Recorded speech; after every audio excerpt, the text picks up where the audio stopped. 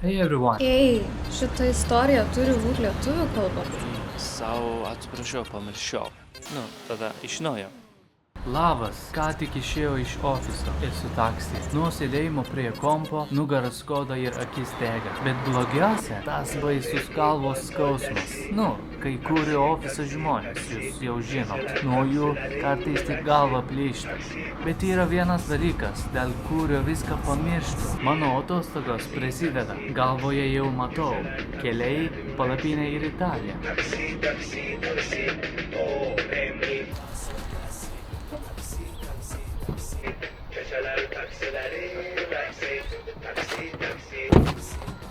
Bet iš kur būčiau galėjęs žinoti, kad netrukus susidursiu su dar keistaisniais dalykais už šitą dainą ir vairuotojo pasaulio politikos išmintį. Kas čia tavo? Kas tu? Svarbu, kas aš esu, sūnau. Taip. Nu, aš nemanau, bet ar tu važiuoji į Italiją? Mamos. Au, ką tu darai? Niekada daugiau nebepadėk ragelio. Pasitrauk. Palauk, eini, alio. Ką tu darai? Aš čia apie nesąmonės turi. Ką tu darai?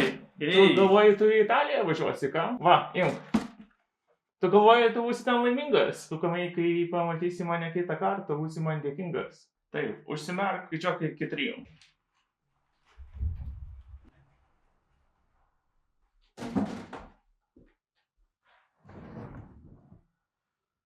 Giorgia Meloni ha dichiarato che sono state avviate le ricerche per identificare l'autore di questo gesto offensivo verso la cucina italiana. Non può essere il posto più comodo dove mettere gli